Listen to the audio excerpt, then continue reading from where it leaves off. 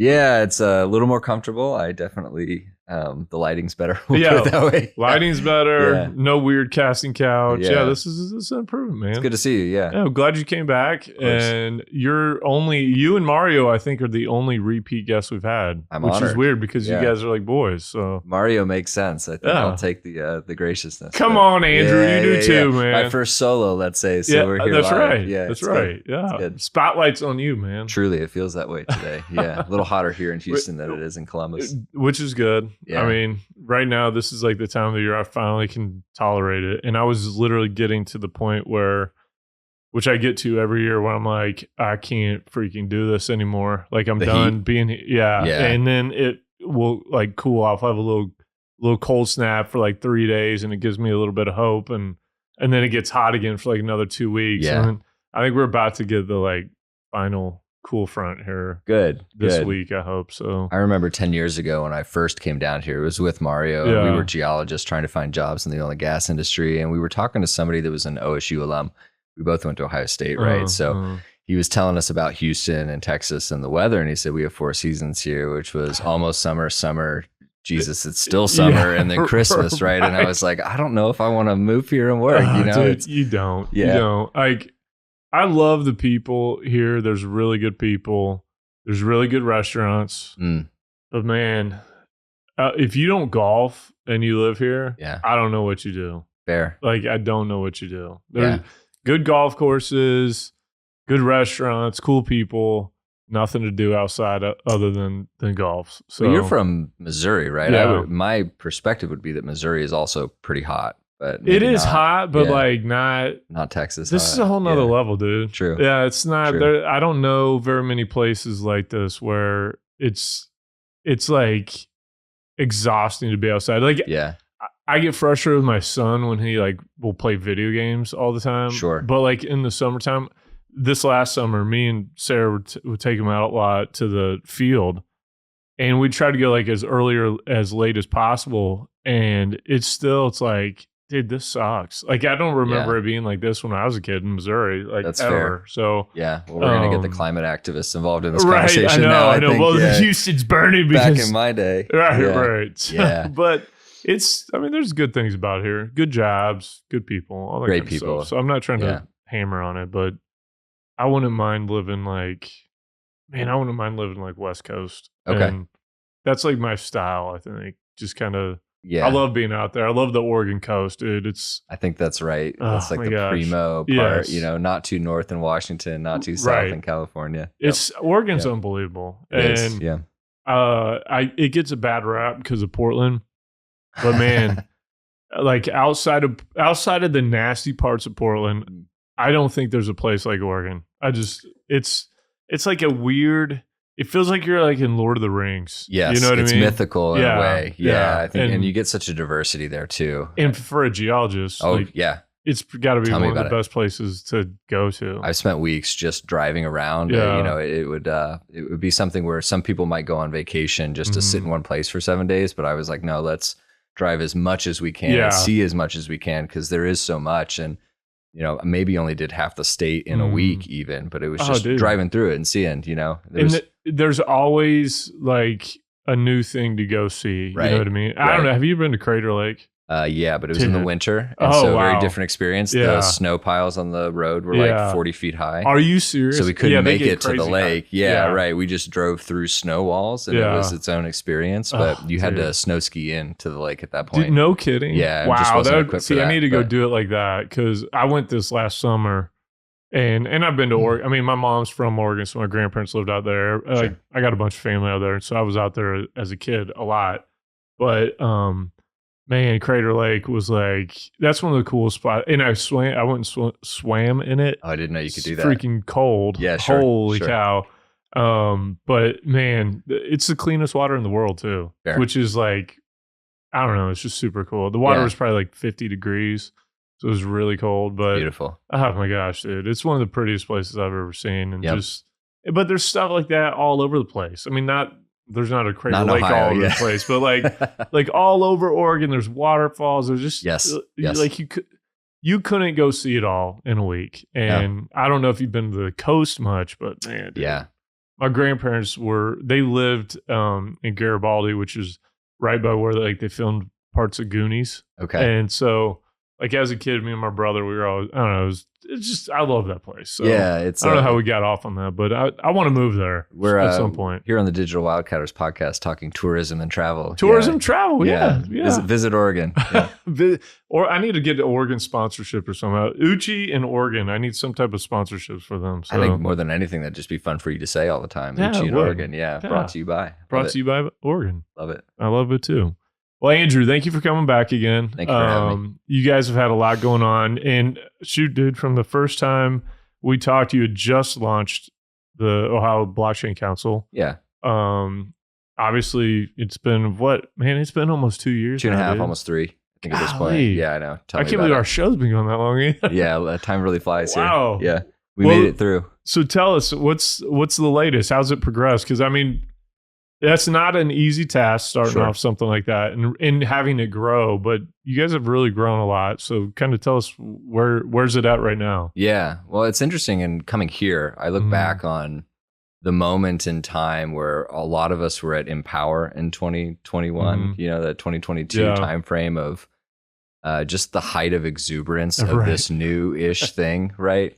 It's really interesting to think about it now and to look at where it stands today, because a lot has been so normalized and we're sort of past the point where it feels new in that way. But 3 years ago, let's say, it really felt like we were on the cusp of something really big that was occurring, right? And we noticed that, and I noticed that particularly at the Digital Wildcatters Empower Conference. And it was a moment where we were starting to recognize, oh, this isn't going away. This is a big deal, this industry. And Texas was at the forefront of it. And we just, being in Texas, it was exciting to feel. But I live in Ohio. And so it was like, well, what's going on over there? How do I bring this home? What are we doing? Yeah. And if you know anything about Appalachia, Ohio particularly, it is the legacy of the industrial heritage of this country in the 19th and 20th centuries. It's where Standard Oil and really the beginnings of the oil industry really occurred. And we've come a long way since then. But we still have all of that resource base, that heritage, the industrial spirit, and even some of those assets sitting there. But just in the wave of the way things happened, I think in the 20th century, it was a little left behind, right? So we just noticed there was this opportunity, and being from there, I think it's really important in life to champion where you're from. Never forget where you come from. It's something that, people would always tell me as a kid, and I'd roll my eyes, but it's true though, man. It's so true. And it's true, I think, of all of us in this country also. And so for me, it was, let's take this pioneering spirit that Texas has really championed, and let's figure out how we apply that at scale. This is a decentralized technology. This is a decentralized network. And so my mission statement going into the idea of doing something like Ohio Blockchain Council was, well, we have a good example in Texas. Texas can't do it alone. It really needs to be an all of the above approach. But we really felt like, the partners who started this, that Ohio has opportunities that are unique, novel, and I think interesting to the industry at large. We've seen that thesis play out. I think that that's largely come true. 3 years ago, it was simply just, well, this doesn't exist, so we need to create it and make it exist and make it work. So that was, a summer's worth of just really trying to figure out, well, how do we make that work? And again, looking at good examples, right? The Empower Conference was it was a fun time. It was something that I think we all enjoyed, when we were there, and work got done and the signal got out. And I think that's something to Digital Wildcatters credit. It is, how do you propagate the signal? Right. How do you amplify the attention of it? Right. So lo and behold, here we go. Yeah. And for me, what I wanted to do with the Amplify conference, which we just finished our 3rd year and are having a lot of fun with, that was simply to create something that was like an Empower Light, just an Appalachian Empower that could start to build the momentum of these things. And all of the other things that look like political advocacy and business development, and some of the things we're doing to integrate into the state economic development initiatives, those are downstream of really just getting the idea out there in the first place. And so that's really what we spent, the better part of the last 2.5 years doing, is just telling this story really for the first time for a lot of people who weren't in the energy industry, people who didn't think about Bitcoin at all, right? What is Bitcoin mining, and how do data centers have to do with cryptocurrency? And there's just so many open questions for people who are on the outside of it. And we, I think, as insiders, can take for granted how confusing and novel this is to people who never think about it. And I'm still to this day having these conversations with people who, have heard terms but have no idea how this works, right? Yeah. And we're going to be in that moment for a while, even, right? We are. But 3 years on, anyway, I look back at that first Empower and kind of that moment in time, and you can look at the fact that hash rate has quadrupled since then, right? So think of the growth of the whole economy of this industry. It's incredible. And we really just felt like Ohio had a part to play in that. And we started to notice some early signals of groups like Standard Power and others who were looking to build at scale in Ohio. Since we've started, we have members who are large public companies who are also looking to build in Ohio. We have one of my favorite companies that sort of no longer exists as part of the merger and acquisition, but Grid was technically a Cincinnati headquartered company. Yeah. We have companies like River Financial, a Bitcoin only financial services firm that's building in Columbus. And so we have these examples of forward thinking Bitcoin technology building in Ohio. BitDeer is a large company that's building large scale facilities in Ohio. Archon International, another one. So we're starting to see this proliferation of companies and the broader industry seek jurisdictions that were not Texas, right? This is the thing. It's not everybody can and maybe wants to build in Texas. Do you think that's why do you think that is? Is it the kind of factories that had been there before that a lot of them shut down, and so there's opportunities for some large scale kind of power load that you could bring in at some of these existing facilities, or kind of restarting them? Or is it just the PJM market? Like, what do you think is the main driver behind that? Yeah, I think, you can look at these examples nationwide. It's funny enough, typically paper mills and former aluminum smelting factories, right? So it's the same story in Ohio, really. And, we sit on an abundance of natural gas in Ohio, right? So most people don't realize that the Appalachian Basin is one of the largest, maybe the largest reserve basin of natural gas in the world, right? Well, shoot, and I also saw some well results on the oil side lately that have looked ridiculous. Yeah. Very comparable. I'm not saying it's Permian, but it's not that far away either. Yeah. So I don't know what the AFEs on the wells are, but we can get to that. But keep going. Right. Sorry to jump in there. And you're sort of noticing again, it's not like Texas in certain ways, right? We don't have the aerial extent in the same way, but the production results, and I think just, the total volumes that are accessible, and that continues to increase. I think even to this day, we're seeing some interesting results out of these wells. All of that, right? The legacy of the industrial heritage and really things that were left behind, right? These paper mills that are no longer active and are decrepit. And so the town not only is devastated by the loss of this industry, but it's an eyesore in the town itself, right? So it's just sort of like these dual problems that keep occurring, which is, well, what do we do with it when the thing that people did for a career, for their livelihood, no longer exists? They can't really exist there anymore. They have to move, right? So the people are no longer there.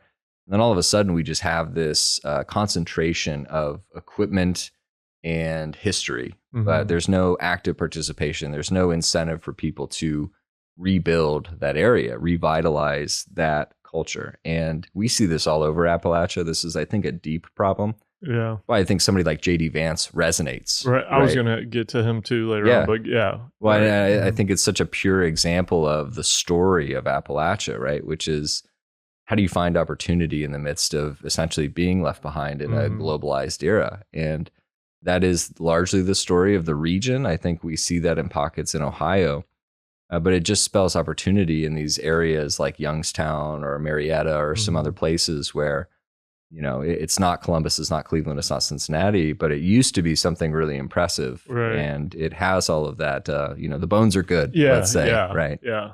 That's cool, man. And that's what I like. It's another aspect of Bitcoin mining that I think gets overlooked and should be embraced from, certain folks, typically on the left, that tend to attack it, is the revitalizing of a community that you can see when groups move in and start putting some capital dollars to work on building out infrastructure and building out assets that are going to provide, jobs and tax basis, and just something new that people can get excited about being in their area. I recognize some people are not going to like it. I think it's purely due to misinformation. Sure. But I do think it. I grew up in a small little town in Missouri, so probably very similar to most places in Ohio. It's more agriculture based than like industrial factories and things like that. But right. But you see what happens when the industry that kind of created that place or allowed it to grow goes away, and it's catastrophic, and you just see the place slowly die. It sucks. Right. And so seeing, I think it's important to have, like, Texas Blockchain Council has done a really good job. You guys have obviously done a great job growing the industry in your areas, but where the strongest blockchain councils have been is where you see the proliferation of the mining industry. So like, I don't think, and you can't just say it's the market, because I haven't seen it take off in Pennsylvania like the way I have in Ohio or in Texas.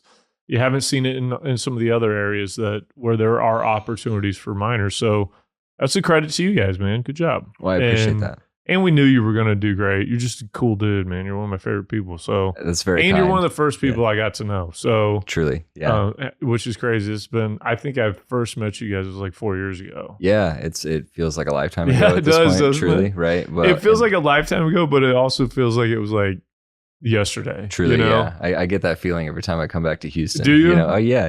This is really where it started in a lot of respects. Yeah, man. I mean, it's weird. Like, I don't mind talking.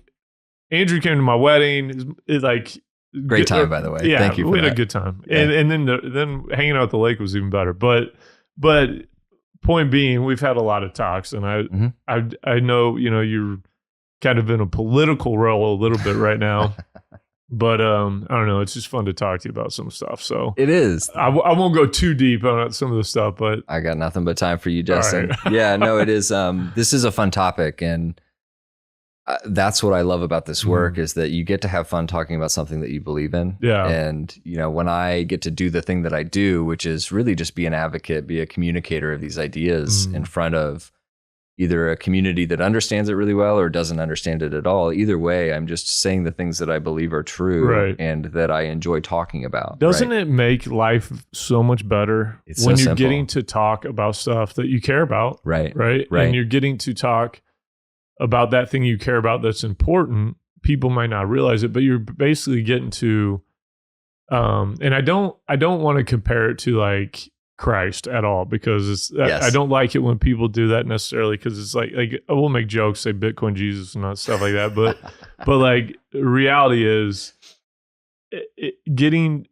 I've thought about like the disciples and like how exciting that must have been for them. Terrifying too in some ways, but like exciting at the same time, because I can tell, just even though this is just Bitcoin, it's not like your spiritual life, but I do think there's some correlations to coming to Bitcoin between spiritual stuff and all that. But the way, they go out and they're talking about, they're preaching the gospel to all these people, and it just, the level of excitement and like purpose in their life had to be incredible. You know what I mean? Because this has given me purpose, even as just talking to people about this kind of stuff, let alone if you were, following Christ around, you're getting to talk about what he's doing and like the message that you're trying to spread there. It's like, golly, those dudes must have felt incredible getting to talk about something so important to so many people, even though it cost them their lives and all that. But it always will. Right. It always will. It always will. So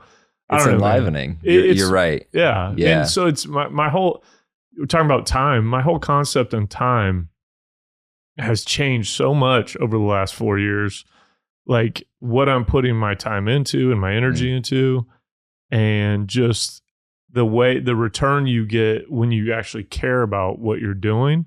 Man, dude, it's crazy. Like time doesn't even really like exist in a way when you're not focused on like, I got to work for the next this long, saving up this much money, trying to achieve these certain things, when it's like, no, I don't even think about that stuff anymore. And it changes your whole outlook on time. I've noticed that even with Sarah, like when we spend so much time together, we don't even know what days it is. And it's weird the way all this stuff starts happening. It's so different than like my past life. You know what I mean? It's very strange. So. It is. You are of two lives, right? And the enlivening part of it, I think you're exactly right. And, you know, we can be careful about the way in which we frame this. And I would tend to agree with you that, you know, Bitcoin is God is a troubling statement to me. It's not quite where I see things, but it is of God in that way, right? And so, you know, when you are imparting a message that fills you with spirit, like it enlivens you to think about, to talk about,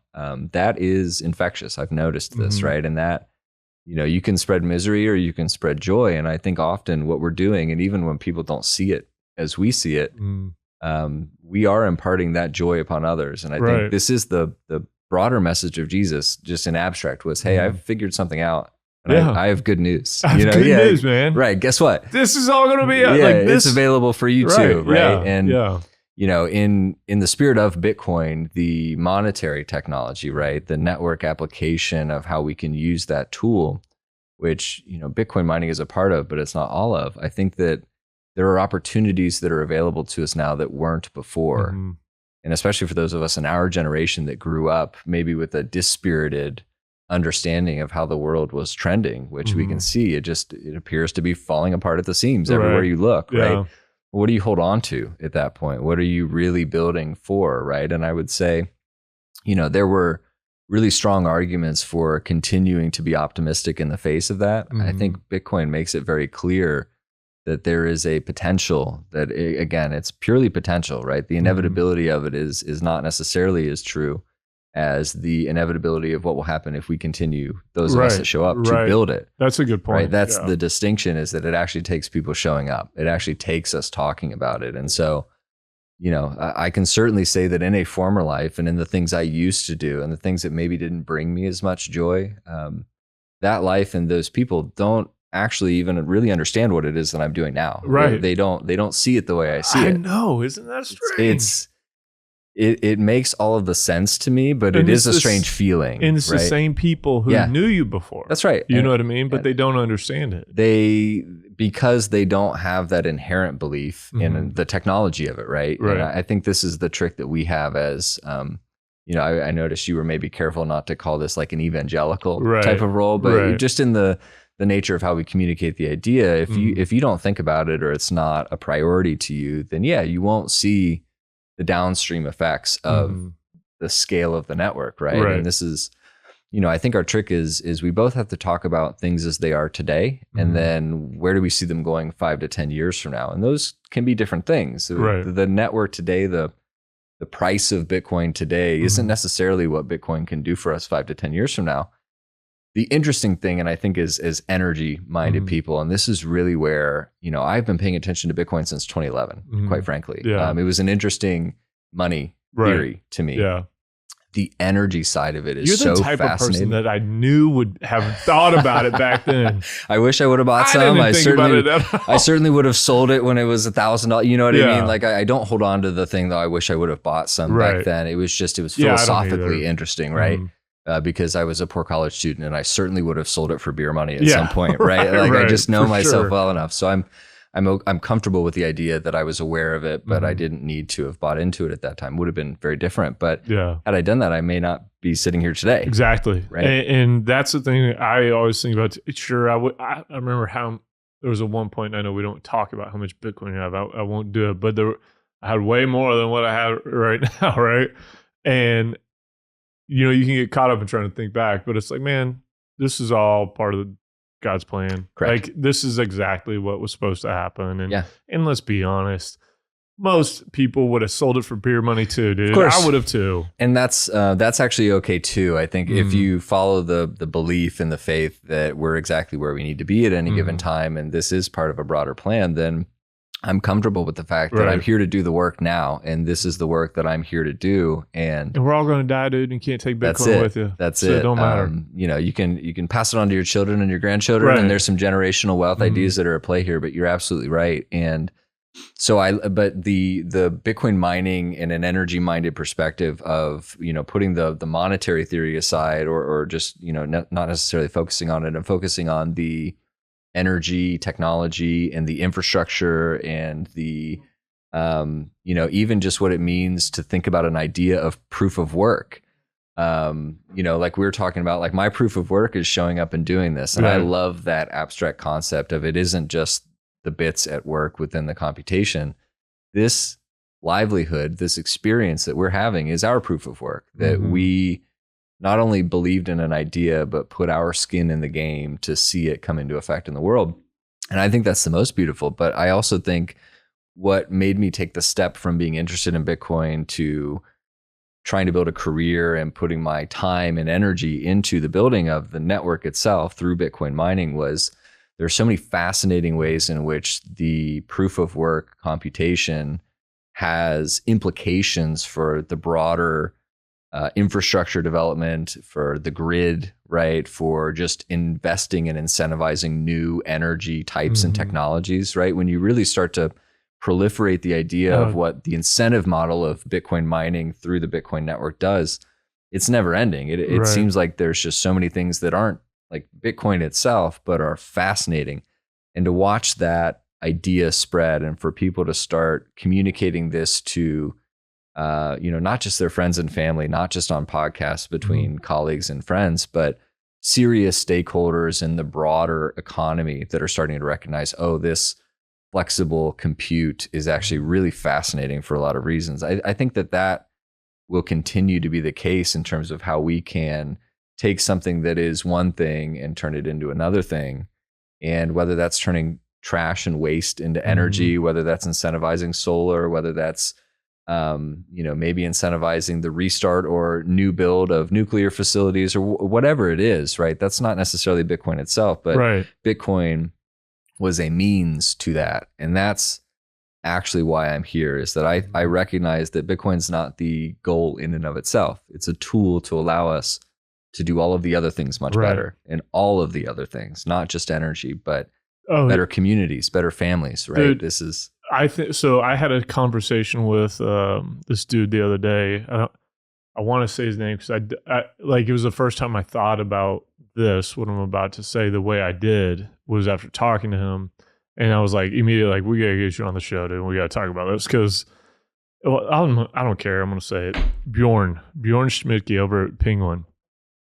We were talking and got onto the topic of like AI, and it started with, flexible load versus the AI stuff, which is basically you're going to take these huge amounts of power and, it's not really the flexible nature like Bitcoin is. And, I kind of got onto how I believe that Bitcoin mining is going to give you, it's necessary the more AI comes on, because you're going to need flexible load to match up with these large loads that are taking 24/7, and like that'll put a strain on the grid. Yes. And so I'm like, I think you're going to need not necessarily a 1-for-1 match, but like you're going to have miners on there to help have a load that you could curtail for residential commercial use when you need it. Correct. And just kind of playing the market, right? But we kind of got onto like, yes, he agreed and all the scenes, but the downstream effects of like what Bitcoin mining allows, AI flourishing, right, and growing, and we get into like the fear of like AI taking over and AGI becoming a thing, and like it's just this explosive growth.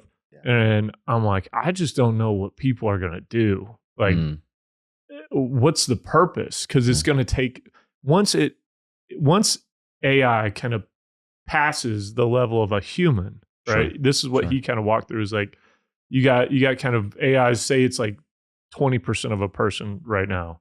It'll be 30, it'll be 40, it'll be 50. And it's going to continue to learn how to teach itself and things like that. And it's going to hit a point where it passes a human being.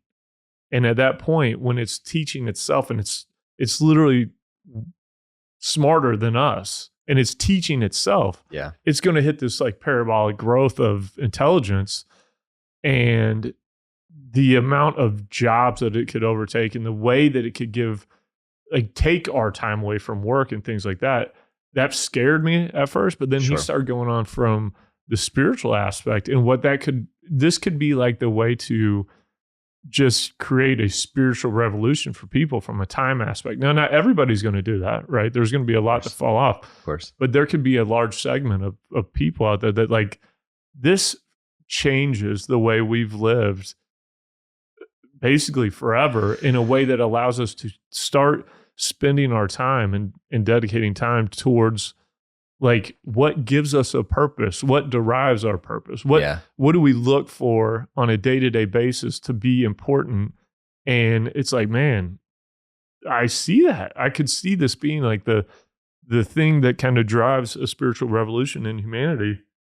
And not saying that's because of Bitcoin, but that, to what you were saying, that this is the type of things that it can open doors to, is like the downstream effects of just allowing there to be new inventions and new energy sources and ways to basically allow humans to flourish through energy and free up our time to kind of dedicate to other things and finding a new purpose. It's going to be very important. And we need to, as a population, I think, start thinking about that, because I think it could happen very fast once it crosses that threschhold. And shout out to Parker Lewis. We're in the suddenly, I think, in that respect, right? I think you're exactly right. There's so many threats here, and I love this topic because I appreciate anybody that can consider an optimistic viewpoint. Shout out to Bjorn too. I'm not trying to steal your thunder, bro. No, I'm going to have you on here. You do a way better job of explaining it than me. And I'll take it and run with it from there, because I think that I was talking about this yesterday, actually.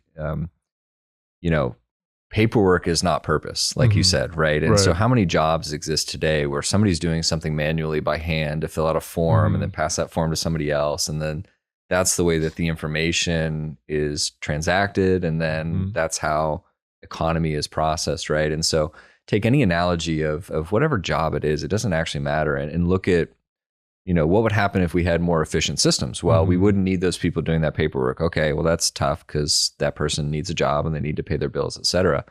But what do you also get when you build efficiency into a system? Well, you get more value in general, right? So this is where I'm noticing, shout out to the team at Sonoda, Bitcoin and Lightning startup that's headquartered in Columbus, and some of my good friends that are building a Great Bitcoin product.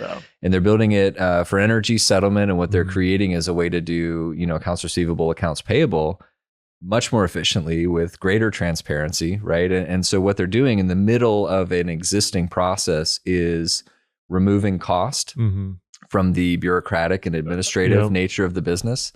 And what does that do for the business? Well, it grows the value of, let's say net revenue and just the broader, let's say economy of what they were doing already, which could be anything. It doesn't have to be energy. It could be anything. If you couple that efficiency that AI or just, processing through software can bring, right? And I think most people are really afraid of like the deep technical stuff that AI, they're going to be smarter than a PhD and what, we're not going to have scientists anymore. Actually, I think the more mundane stuff is actually more interesting to think about replacing, because you're right. The trick is, how do you allow that efficiency, that information processing efficiency that occurs through the software to see its way through the broader economy, right? So this is, everything is logistics. Everything in energy is just, how do you transport electrons most efficiently? How do you turn one form of energy into another without wasting or losing as much of that as possible, right? So in a pure information transference environment where you have minimal loss and you have maximal efficiency, which is abstractly what we think Bitcoin does pretty well, what we think we're doing with Bitcoin mining in the grid is also increasing the fidelity of the transference of these electrons and minimizing the waste or the amount that we don't use efficiently. When you do that, you get, let's say, more wealth in the system in general, right? Because you can make more money from the things you weren't using. You can lose less money from the things you no longer have to do. And that wealth exists somewhere. It sits in somebody's pool of things, right? So couple Bitcoin with that idea, and it's not a coincidence that we're now starting to talk about Bitcoin as a strategic reserve asset, right? So there's an interesting concept, and it doesn't have to be just at the nation state scale. A community can have a Bitcoin strategic reserve, right? a company can do this and then spread it to its, exactly. You look at that's seeming to take over from a philosophical standpoint throughout a lot of the public companies. And so sats per share as a metric becomes a really interesting way to think about the allocation of this wealth through time and across a scale of any population. It could be, again, community scale, it could be corporate scale, it could be nation scale. And when you do those both at the same time, right, not only are you the mullet mining hypothesis, if you have the AI and the Bitcoin compute in the same place, if you have the software processing that it allows working in tandem, not only can Bitcoin constrain the unreal and allow you to know what's true and verifiable just from the information perspective of it, but it can allow you to proliferate the fruits of the labor of the compute on the AI side in ways that I think can be a net benefit to everybody, right? This is, communism without the dictator, kind of, right? Like, and we get really scared when we start talking about resource reallocation or distribution or whatever it is. Like, there are all these bad examples that have existed before. Well, let's come up with a new word and let's try to figure out what the new thing is that can do this well through a decentralized network of processing and through something that doesn't have a centralized form of governance or ownership. Well, then we're all participants. We're all shareholders in a global network of wealth distribution, right? Which can allow us to, I think, in that spirit of optimism, do other things with our time, with the wealth that we are accruing as a society through this collective effort, right? And I think, I don't imagine a world where nobody does any work either. I don't either. I think this is also the beauty of what this can allow to me, is that you get to then make a choice. If your time is freed, show us what you want to do with it, right? And we're all going to collectively decide. If you want to go do drugs in the corner and ruin your life, well, okay, like, we're all going to be over here building beautiful art and making majestic buildings, right? Like, there's a dividing line and a decision point that we all have to make. This is, I think, the beauty of the free will in the midst of a destiny or a God's plan, right? Yeah. Ooh, man, we could go deep on that one. This is so deep, and I think this is the beautiful, optimistic view of what's happening. I don't think it's guaranteed, because I think in the middle of it, you can have corrupting forces. I think we are up against things that don't want that to succeed because they exist at the top of the current pyramid of control or wealth or whatever it is. And so we're seeing that push-pull dynamic of what it means for the old system to fight for its legacy and legitimacy in the midst of a parallel option building itself from scratch and from just all of us showing up here, right? And that is kind of what we were talking about earlier when we talk about spreading the message of this idea, is that we get to just show up and say, hey, we figured something out over here and we have good news. You can come join us if you want. Right. But it's opt-in. You don't have to. You don't have to. Nobody's forcing you. It's here for you if you want it. Yeah. What a great transition with into the election. We do get a choice. Right. Yeah. So obviously the election's next week. Yeah. Crazy. Yeah. I can't believe it. It feels like this happens every year, but it's every 4 years. Back to the time being weird at this point. Ohio with JD Vance on the ticket is a big deal. Vance has actually been pretty I'm not going to say a huge proponent of Bitcoin, but he's been a proponent of Bitcoin, and I think so. I think, it seems like he's got a positive view of it. I would say I'm more than proponent. I don't know of any legislation he's been involved with, or not, but he has not been an opponent, and he's had comments that are pro Bitcoin. So yes, that's that. And he's an Ohioan. Yes. Ohioan. Okay. Have you guys had any interaction with him at all, or with kind of, has he come to you guys for any talking points or advice that you could share with us? We've certainly worked with his office. I've spent some time in DC working with, staff. If you understand, the way the political system often works, there's just too much going on all the time. And so I think, the way in which these ideas can spread most effectively is just getting to know the whole team of people that are involved in. I used to work for a congressman. Yeah. You better get to know the team. And I feel more comfortable with that anyway, because I would be very nervous if any one person tried to think that they had all of the things that they should think about figured out and had the right opinion on things. You should trust that you have a team of people that can help you especially as an executive, which is essentially what these roles are for these people. And his office, and I think he gets it. And I think that that's really important. It was a good signal when he was chosen as the vice president from my perspective, because it brings attention to Ohio, which is good news. He's a very young and very accomplished politician in his own right, but just accomplished in general, right? He sort of jumped into this after a very strong career in doing other things. And you know, he has his VC firm, or maybe former, I'm not sure what the lines are now with him in office, based out of Ohio, and really looking at kind of that tech and entrepreneurial approach to business. And I think that mindset is so important in this new age that we're trying to build, which is not trusting that governmental bureaucracies can figure things out, have the right answers all the time, but trusting that there is this proof of work at play in the general news sphere that can allow us to really bring these ideas to fruition. So I think he was the best pick for Bitcoin from a vice presidential perspective. We're very lucky to, you know, what seems to be having him sort of ascend into the next level of things. You know, we're also in the middle of a Senate race right now in Ohio that is probably the pivotal Senate race for the Senate and the balance of power, whether Republicans or Democrats control the United States Senate. And so Bernie Moreno, as a former businessman and now politician, is somebody who has been building in, you know, blockchain for a while. And so not only does he understand it, he has an intimate knowledge of what these tools can do. And I've spent some time with him. He loves to tell the story of how his son was telling him about Bitcoin very early, and he just dismissed it. And, you know, and now he sort of wishes he would have listened to the kid at the time, right? It's the way it always works. So we have a really strong political presence now in Ohio at that leadership level of the United States Senate that's not only considerate of these technologies, but really recognizes that it's pivotal and important. It's fundamentally part of the way forward.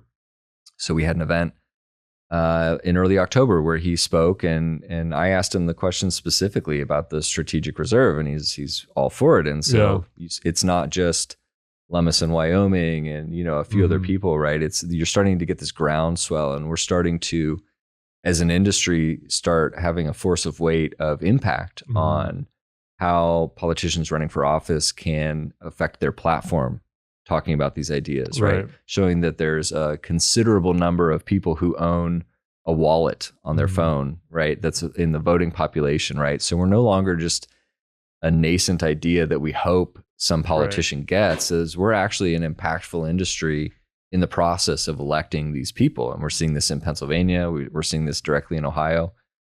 You know, John Deaton running against Elizabeth Warren did so on a cryptocurrency platform, right? So you're getting this as a fundamental campaign platform position now, whereas I think 4 years ago, it was sort of unthinkable that it would be like this. It was unthinkable, right? Dude. It's crazy. This is another thing, going back to time. How much stuff can change and how much it will change. Like, it's guaranteed to change.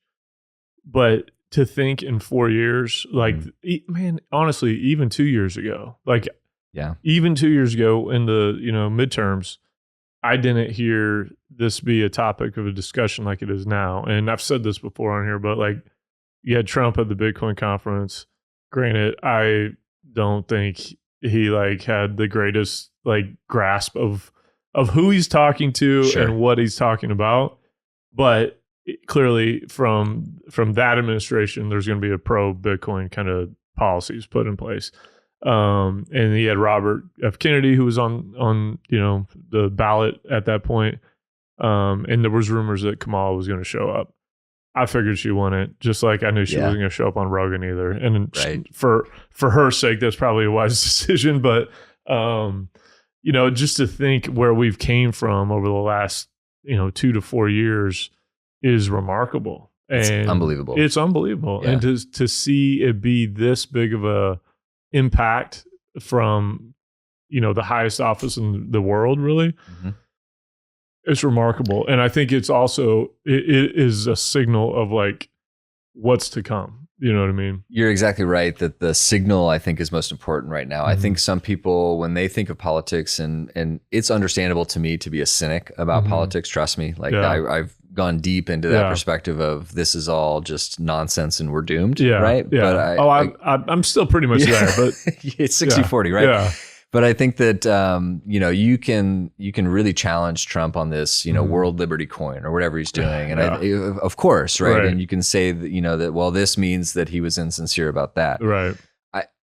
We all went through this journey. Yes, and right. Certainly, you can make mistakes, let's say, along the way, right? I think at the end of the day, if somebody like Trump is signaling that proof of work is important, that the right to self-custody is important, that Bitcoin should be made in America, those are signals to all of the Republicans in state office, right? In the state legislatures, right? So there's a party effect at work here.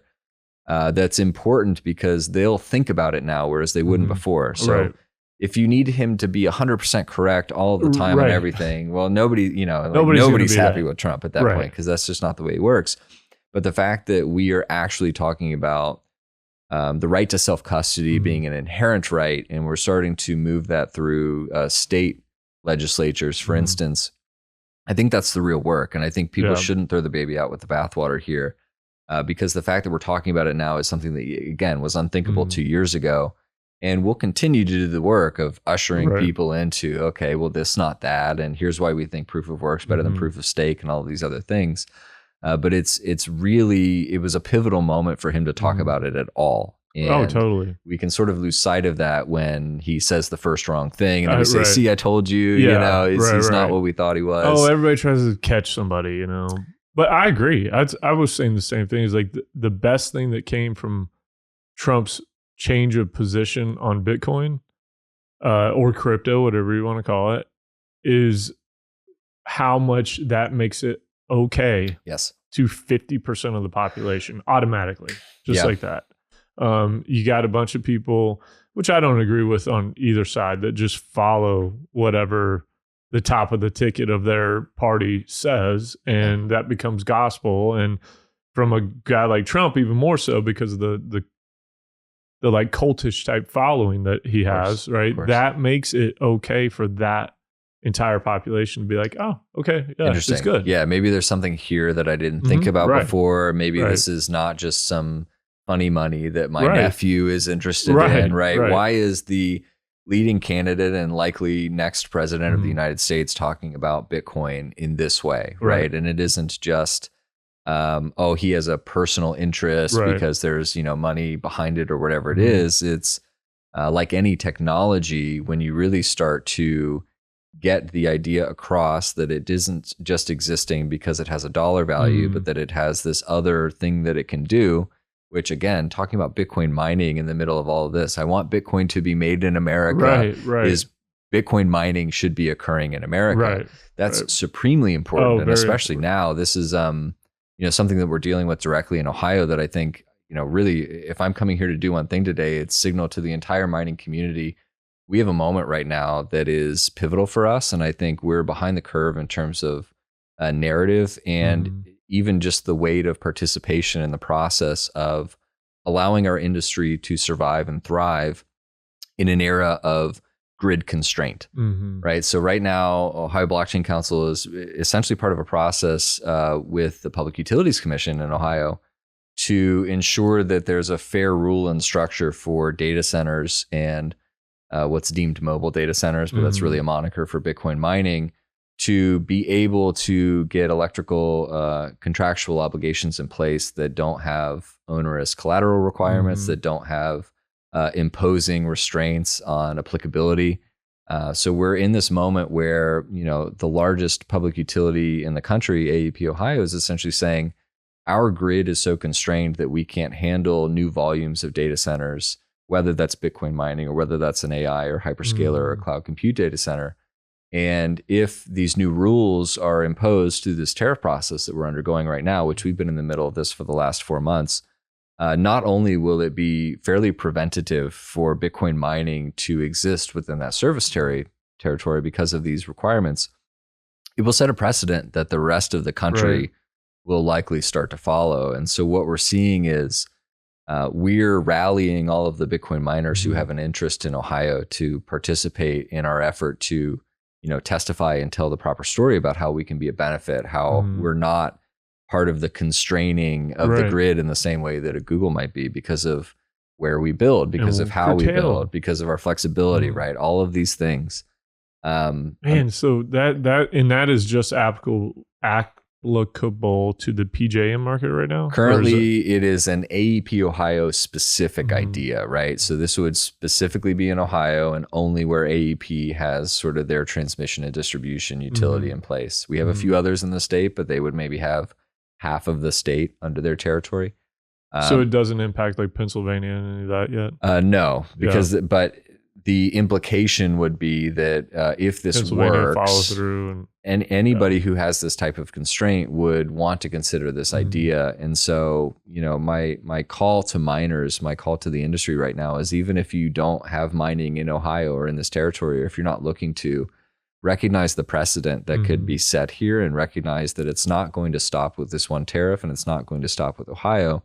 This is going to come for other territories, because, and reasonably so, we're in a moment where we really have to decide how we build the next generation of electrical infrastructure. And we can't be penny wise, pound foolish, from my perspective, and trying to, let's say, harm or, basically just impose restriction upon one specific industry because they're taking such a volume of the load, right? This is, data center growth is exponential also in a way that I think nobody could have predicted 10 years ago.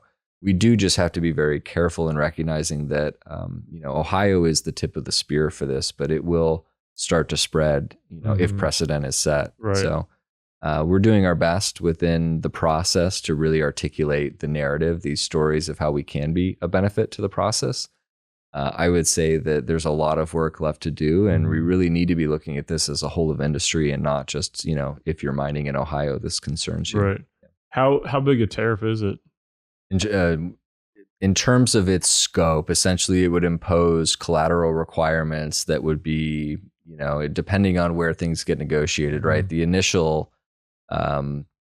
pitch was, 50% upfront collateral for the entirety of your 10-year service agreement, which guarantees 90% utility of the electron, right? So that is absurd. It's extreme. Yeah. It's infeasible for somebody like a Bitcoin miner. That's absurd. Yeah, it would in effect, right, prevent any new business from coming into the state, right? And the argument is that this is because there's a constraint and there needs to be new transmission built out and things of that nature. I think the trick is that, proving constraint is difficult. I think constraint is geographically located in ways that Bitcoin mining works around. That's just the nature of our industry. Right. We don't build in constrained environments because we're seeking low cost electricity, right? We're seeking that underutilized electron. And so, but everything kind of gets lumped into one structure at that point. And so we are, I would say somewhat unfairly sort of put in with the rest of the process of building data centers. So some of that nuance is lost in this, but at the end of the day, the initial constraints that would be placed on the contractual requirements would be a non-starter for a lot of Bitcoin mining development. That'd be catastrophic. Correct. There's no way. What about the folks that are already on? Are they grandfathered in, or is this something that would apply to the folks that are already operating there? The current understanding is that if you have an existing service agreement, you would be grandfathered in, and that this would apply to any new agreement or any expansion upon an agreement, with the asterisk and caveat that they will reserve the right to introduce this structure into the next rate case determination, right? So you're safe until you aren't. Right. Yeah. Right. And I think you're right. Catastrophic, existential is really the right word. This would be a non-starter really within the territory.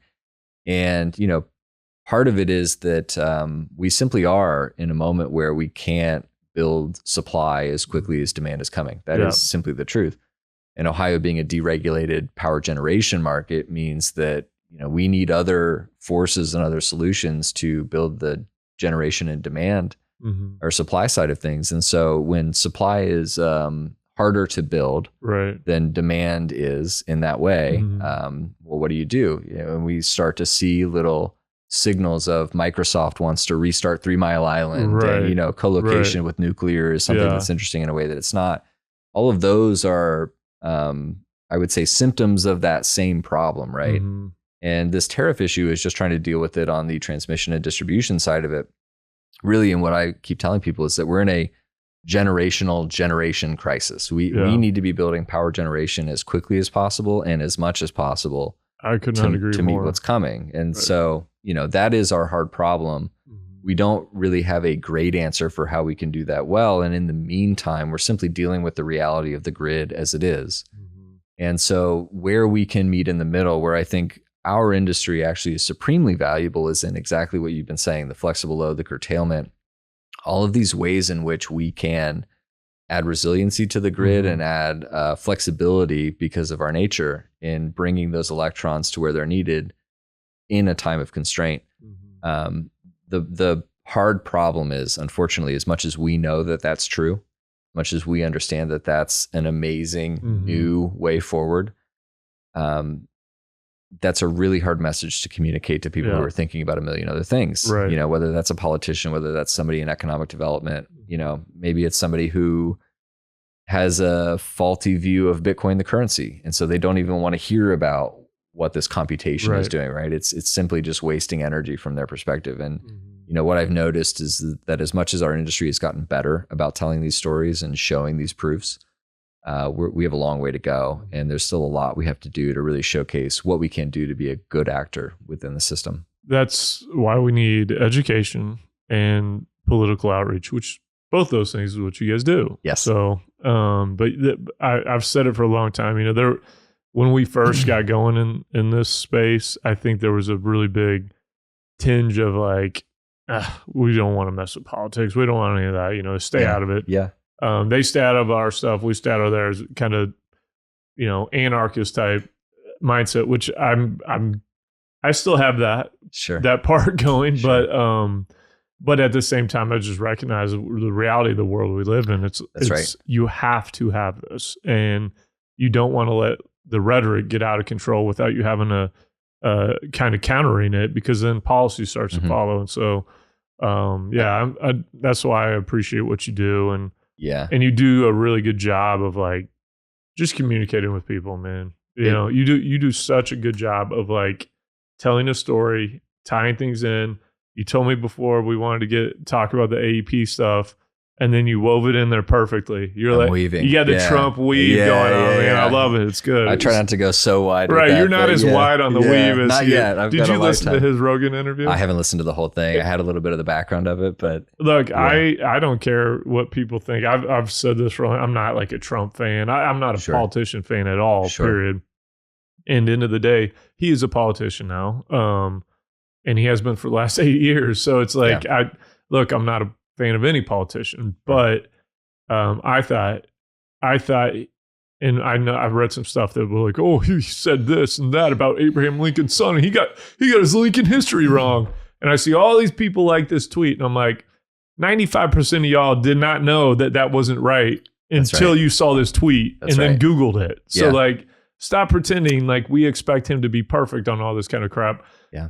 I thought he did a great job, and it made me like him more. Yeah, it's very humanizing to see somebody do that. I think that's the power of Rogan. I think it's why a lot of us wanted to see him and others, frankly. I mean, put any politician in that room for 3 hours. Right. Put them in any room for 3 hours and see what they're like, and you'll see who they really are, I think, in a lot of respects. You can pretend for 3 minutes very easily. It's hard to do. You can't fake it for 3 hours. And so I think that is the value of allowing somebody to speak and to see them for who they really are. I think that he does a great job of, frankly, just being able to talk for that long, I think, in and of itself. So sure, maybe he doesn't get all of the little nuances correct all of the time. And sure, if we're seeking perfect. He didn't know Tad was not the son of Abraham Lincoln who died before. Like, get out of here. Yeah, and I think, what you're recognizing is that people are paying attention to this now, whereas they weren't before. And I do think that there's something really mimetically powerful about getting attention on an idea, even if you're wrong. Actually, what's the saying is, if you ever want to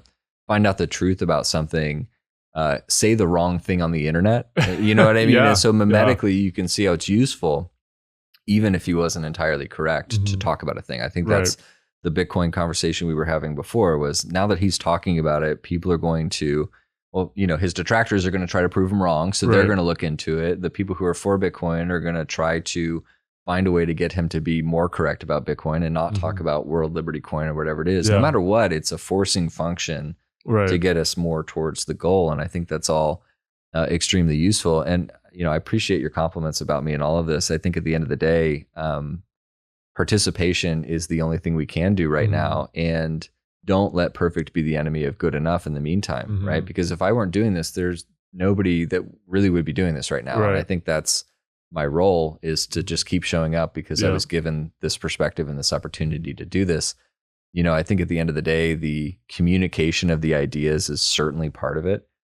You have to really incentivize people to have a stake in the idea themselves, right? Which is the disconnect I see in, let's just say, Ohio politics right now, is that if I don't have ownership over an asset, if I'm not interested in Bitcoin, the currency, Bitcoin mining is only interesting to me if it's in my district and it's increasing the economic benefit of that idea.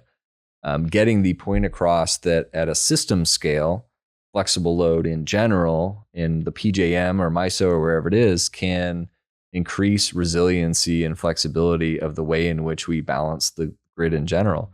That's a really complicated idea to get across to a general political stakeholder. And I do think that that's our challenge right now, is that as much as we understand those topics, much as the inter-industry discussions are really deep and insightful for people who think about this and work in this every day, if you have 30 seconds with a politician who's thinking about 100 things, really hard to get that point across, actually. Totally. I think that's where we're losing a little bit, is that this is such a technical, complicated understanding. Simplifying it's really difficult, and showing how it works is man, because if you simplify it too much, they miss the point of how important it is, right? And I know that's a very good point. I haven't thought about that, but that's a really good point. But in weaving this back to sort of where we started this, right? You're talking about participating in the process versus not participating, even if you're not political, or even if you don't buy into any politician, right? And I actually credit people like Marty Bent, for instance. I think recently has really shown and spoken about, used to be somebody that said, don't interact with those politicians, they're part of the problem. And now it's like, and I think the correct perspective is, if you don't interact with them, somebody else will, and you've lost the narrative, right? And so that we have no choice but to be participating in this process. We have to meet people where they are. We have to meet the system where it is, as much as we can hope for a better future in terms of what these tools can do for us. That's not what we have today. And today, the people who pull the strings, the people who have the power, need to know that there is all of this out here, right? And if we can't get them to show up to an Empower, to an Amplify, we'll show up in their office and we'll spend the 5 minutes that we have simply and kindly getting the point across too, because I may have my own particular political bent. I may think that certain things are the right way to go about things, but I'm not going to not talk to people I disagree with about this either, because then we've just further created the division of the wall. So, it's like Ram Dass says, the left creates the right and the right creates the left, and they both push each other further and further apart. And it's like, man, it's true. It's totally true. And you have to cross over and communicate with them. You have to. Yes. And that's the problem, because, like, honestly, man, a lot of the stuff, even some of the hardcore crazy lefties, you'd be surprised at how much stuff we probably actually can get to a middle ground on and understand each other about. There's very few things. They're just the things that we highlight so much. Correct. Now a lot of them are complete nonsense, but that's another day. We can talk about that, but I'll accept that. I think that's true. I also believe all kinds of things that are probably complete nonsense, but they're fun to think about, right? So we talked about some before we got in here. Exactly, right? And in the spirit of Ram Dass, right? And I think this is the clever way in the side, is that secret third option that exists, right? Which is, how do you get something that's unifying in the midst of that push-pull tension that's driving things apart? I do think in a lot of respects, Bitcoin is a really tremendous secret third option. It's that secret way in on the side that can, unify in a way, right? Because I think at the end of the day, most people's political struggle is a derivative of economic struggle. Right. Yeah. And anything that's more of a social issue or things like that, I think looks like a luxury of being in a privileged economic circumstance, right? If you're struggling to put food on the table every day, you're not really, those things don't even enter your barrier of thought. And so I think that, if we can look at it through that lens, if we can keep things in an economic perspective, Bitcoin is the purest unifying force. It is something that all of us can utilize for the benefit. This is, Bitcoin is for your enemies is just kind of saying, what Jesus said, love your enemy, right? And so recognize that there's a way out for all of us if we choose. That way out doesn't exist if we continue to push each other away. And so again, I will, have a particular flavor of politic. I will vote for certain people over other people. But I would also want to see what those people were like having a beer with them and sitting in a room with them. I'm not going to say those aren't people. I'm not going to say they aren't deserving of a better life. We disagree on the way in which we can get there. And again, if the way in which we can get there is a purely decentralized network force of opt-in participation that is Bitcoin, it actually doesn't matter. Like, your opinion on something doesn't matter to me at that point. We're no longer struggling over these petty differences. We can start to think about, how do we build the next grand cathedral, or how do we get ourselves to Mars in the coolest way possible? It's like new problems become our problem. And, we're not quite there yet, but I do think, like you were saying before, this is a very pivotal election. It seems very clear to me. It seems clear that there's a dividing line between people who want innovation to flourish and people who are needing to constrain it because of their fear. And I see this with AI. I see this with Bitcoin.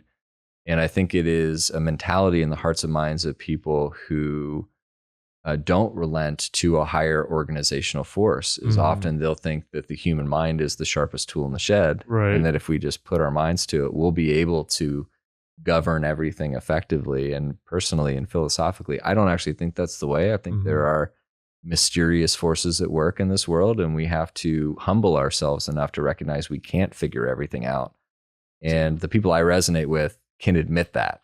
Dude, I can't tell you how many times I need to have you come talk to my son. Like, to me, humility is everything. Like, that's the key to so much. And pride is one of the worst traits or attributes or problems that I think we as Americans have completely. I'm not saying American pride, like being proud of America. Right. I'm saying individual, like, and then collective group, like, pride in what we are capable of from, like, the way we think, right? And not understanding that we need to humble ourselves a little bit and be open, because you can't learn anything if you're not humble. You just, I don't think you can. You're rigid in that way. Right. Yeah. And so, man, I couldn't agree more. Humility is basically the thing I think we're lacking right now. But it's also the thing that can, you can change that pretty quick. Some people do it through ayahuasca ceremonies. Maybe not recommended for your son at this point. Right. We won't recommend that for him. But but it's such, humility is the thing we got to find as a people, as a human species. Be more humble and realize that there's things that were done in the past that are better. There's a higher power, probably. Oh, I know there is, but for the ones that don't, there are things that we don't understand, and we need to be open to things that might be counter to what we didn't necessarily walk into something believing. But you can't get there if you don't have humility. And that's right. So, and I would say, to your son's credit, I was probably also very much like that at his age, right? And life is a journey of learning these lessons, right? And I think we were born and built into a society that demanded that of us. And so I can't blame people. This is the thing too, is, they know not what they do often, right? Like, that's a reality of the way in which the world has governed and dictated our mindset, our behavior. And we all, the beauty of this industry, as far as I can see, is the people. It's what has kept me here. And the technical ideas are fascinating, but the people who have showed up to put their skin in the game are a unique and particular type of person, because they have gone through that process of being humbled. I talk about it all the time. Bitcoin either has humbled you or it will humble you at some point. There is simply no getting out of that. And I think through that lens, the types of people who come and stick around are people who are willing to shed that part of themselves that needed to be recognized or seen in a certain way, needed to be the alpha, needed to be, the person that was doing this or that. I'm successful at what I'm doing because of everybody else. I'm simply a vessel for all of the other things to come through. My success through the Ohio Blockchain Council, through anything I do commercially, through anything that I might do in the future is least of all due to the individual action that I take. It is simply because I'm part of this collective force that is at work. And as soon as you recognize that, you let go of any idea that you need to figure it all out. You let go of the idea that you need to do everything yourself. I'm just going to call my buddy and he's going to have a better opinion, or he's going to do the thing that I couldn't do. And so I'm thankful to have friends like you and a group of people like this industry that are highly competent, right? It is also interestingly bringing the best of the best from all over industry. The cream is rising to the top. We recognized that, again, paperwork is not purpose, that the things we were doing with our latent gifts and talents weren't driving the world forward in a way that this might be. And it also happens to be a business that we can survive on and live through. And I think that's super important as we transition into the abundance that's coming, let's say. But in the meantime, we still need to utilize our talents in this proof of work of the showing up of it. And I'm grateful that my role in this has been to offer other people opportunities to showcase themselves, right? If I'm throwing an event, whether it's at the Ohio Chamber of Commerce or whether it's Amplify, which we just held 3 or so weeks ago in Columbus,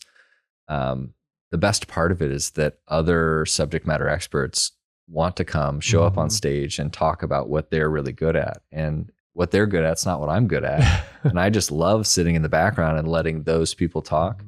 But when they talk, a new group of people listens. When everybody's in the room together, new conversations occur, right? So we're really recognizing, and I think in this post-COVID moment of, I used to idealize working from home. I used to think that was the best. I was like, man, if I could just be free to make bacon at 11:30 in the afternoon, I'd be really happy. And I know now that where most good work gets done is in individual conversations in person, where the best vibes occur is not on a Zoom meeting, right? It's in the break room. Or I wanted to have you come in the studio instead of doing it over remote. So grateful for the opportunity for so many reasons to be in Houston this past weekend and here with you today. So I appreciate the invite. And it's exactly right. There's something special that happens in the middle of all of that when we get together, and that something special proliferates into the development of the abundance that we're building. We're so early in the way that we're getting to witness the rise, the ascension of a new way of collective coherence, right? Whether that's simply from an information perspective or whether that's from the human to human perspective. There's no mystery in why, we called our initial consulting business Vibe Energy, right? Everything's about vibes. Everything is about vibes. It really is. And that's such a fun idea, but it's real. It's felt. And this is what I loved about seeing what the Digital Wildcatters did with Empower, and why I wanted to do something similar, why I'm grateful to have partnered with them to do that show, to run Amplify for 3 years now, 3 shows. How much did it grow this year? Sorry to jump on that. No, please. This year we had 170 people in the show, which was great for me. So we've steadily increased year over year, just in terms of number of people in the room.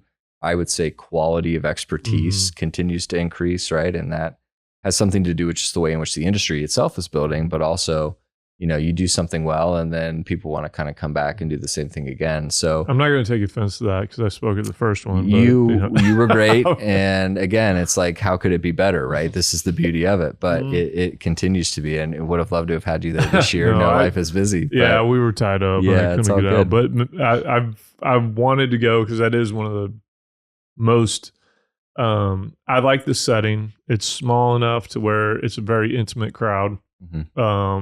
You had very good experts on that first year too. So And there is a lot of going ons up there. And Columbus is way cooler than I realized. I didn't know Columbus was as cool as it is. That's what I do it for. Is so people who have never been to Ohio, never been to Columbus, come into town, have a good time, say, wow, it was a lot more fun than I thought it would be, right? Yeah, I was very impressed. Like, Columbus is great. I could totally live here. So. Yeah, and the surprising nature of your tone is not lost on me, right? As somebody who's born and raised and lived in Columbus, right? I totally get it. And that's coming from a guy born and raised in Missouri. Exactly, right. Well, you got big town Houston now, big dreams. But it is a good time. I think what I wanted to accomplish through this was show people how prominent the activity is in Columbus and Ohio, bring them into town for a fun time. And if a few solid business connections or developments come out of it, then that's a success. So the amount of people there is an important metric for us to show that we're growing. But at the end of the day, a few high signal conversations can move the needle for a whole industry. Right. And so grateful to be a part of it. It's a lot of fun for me to do. And not ready to think about next year quite yet, but we'll certainly do it again next year. Never ending deal, man. Yeah, truly. Well, Andrew, look, man, I love you. I'm glad you came on again, and we need to have you back on again because we can talk about a whole bunch of stuff like we have many times. Yes. Good job on everything you're doing. I think you're one of the very, very important people in the space, and what you're doing on not only with the Ohio Blockchain Council, but just being an advocate. You and Mario are the two most personable and well-spoken geologists I've ever met. I've met a lot of geologists. So once again, the surprising nature of your tone. Right. I'm like, wow, man, these guys are awesome. Like, truly. You never know when you meet a geologist what they're going to be like. So that's exactly right. Thanks for bringing Andrew that full circle. Andrew and Mario are freaking super dope, and you guys have vibe together. And so, man, I love everything about you. You're one of my favorite people I've gotten to know over the last few years. And yeah, man, let's do it again. I appreciate you. I love you too, Justin. Thank you so much for having me. And again, it's an honor to call people like you a friend, and to be able to build and work together in this industry. I think is something we'll look back on a decade or two from now and just, boy, those were the days, weren't they? Oh, yeah. That is going to happen. Agreed. So I'm looking forward to it. You too, man.